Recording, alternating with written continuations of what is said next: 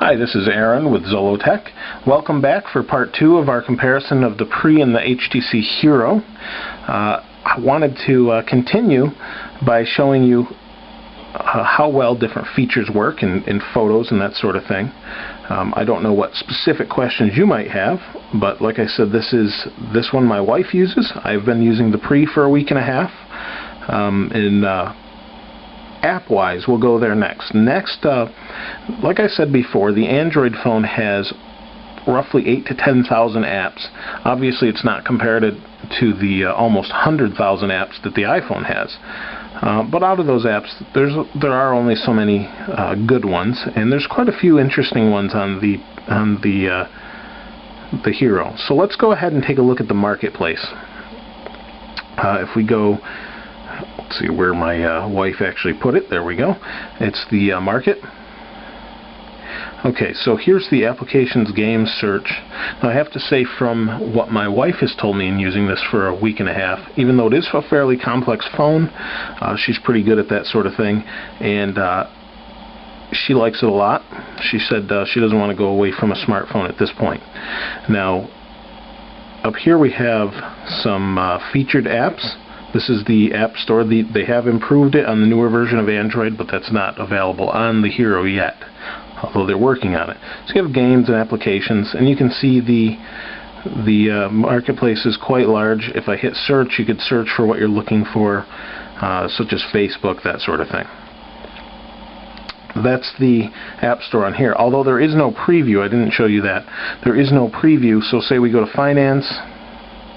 It's a currency app. It's free, and you install it, but there is there's no actual visual preview for the app.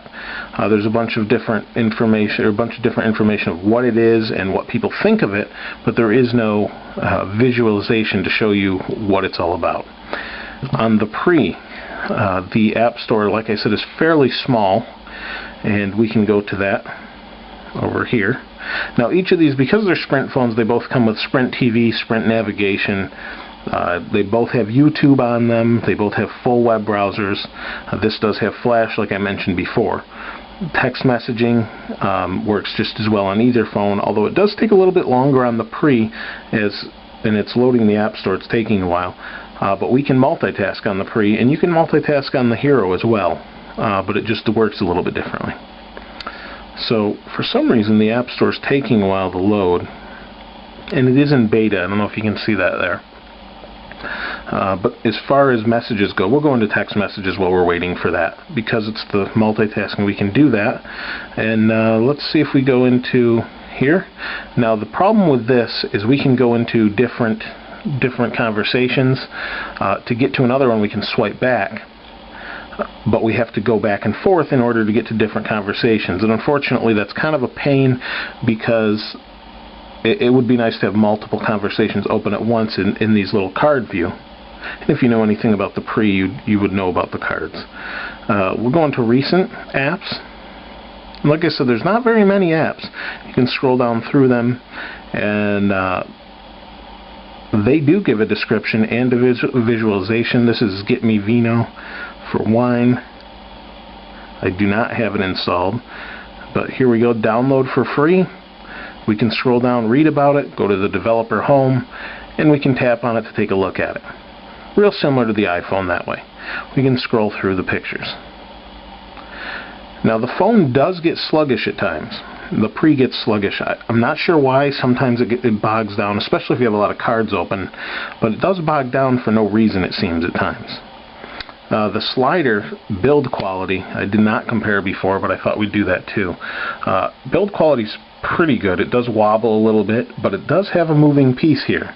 This is one solid piece, and this feels very solid, comparable to an iPhone almost. The one thing that doesn't is this button area down here. But that's just because they're actual buttons and not just one singular button like the iPhone has.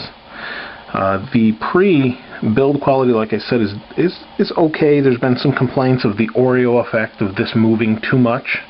Mine moves a little bit, as you can see, but it is a slider, so I'm not too picky about that.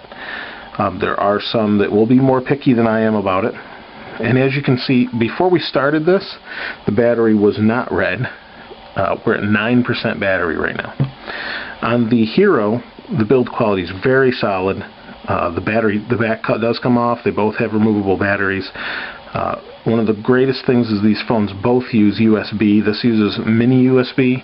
This uses micro USB, and it's under this slot right here. And you would use that for syncing, like with iTunes, that sort of thing. The Hero, on the other hand, has an SD card slot in it, and it acts just as a disk drive, and you drag and drop onto it.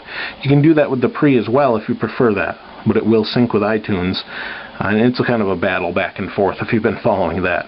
So if we go into the Hero, you do have all the different GPS apps, and my wife did use that the other day and said it worked out well for her. She was able to figure that out well, and it was accurate for her. The Pre has the exact same application on it. Now, as far as the Hero device goes, like I said, apps are pretty good, but it's so customizable compared to other phones. I mean, there's really an unlimited amount of things you can do. Now, here's all the different preferences. That's date and time. If I hit back, I can go back. Let me go back to home and see all these widgets here. These are all different widgets that you have. If I wanted to change this is the weather widget. I simply hold. Now I can move it around, I can remove it, and then I could add something different. We just hit this plus button here. It says the home screen's full. Unfortunately, I can't do that because the screen's full. But there's all sorts of different widgets. You can change the clock. If you don't like this clock, you can pick whatever you want. I'm really impressed with this phone, so much so that I'm considering getting rid of the Pre to go back to this, or go to this rather. Just because the uncertainty of Palm in the future. Unfortunately, the company seems to not be doing so well right now. Their stock has dropped quite a bit, and I do like the phone quite a bit, and WebOS is in its infancy, and compared to iPhone, the first version of iPhone, which I did own, without any apps, it's leaps above that, and in some ways you can drag up and do this. You've probably seen this. In some ways, the Pre is much more superior as far as the operating system goes. In other ways, it's inferior. They both have their plus and minuses. But everything's generally snappy. This shares the same processor for the most part as the iPhone 3GS. This is pretty similar and close, but not exactly the same. There's a lot of promise. If they would fix the browser on this to be as snappy as the Pre and the iPhone, I would be sold on this phone immediately. It shows up as a USB drive when you plug it into your stereo. If you have that capability to read that, you plug it into computer, Windows or Mac, it'll show up as the USB drive device. Works really well. But other than that, let me hear your questions if you have any. Since we have both of these phones, I'd be happy to make another video and answer any of those questions for you. So thanks for watching. Please comment, subscribe. Let me know what you think. Please, constructive criticism. I really want to know what you think about either phone, and like I said, I'd be happy to answer any of your questions. This is Aaron with Zollotech. See you next time.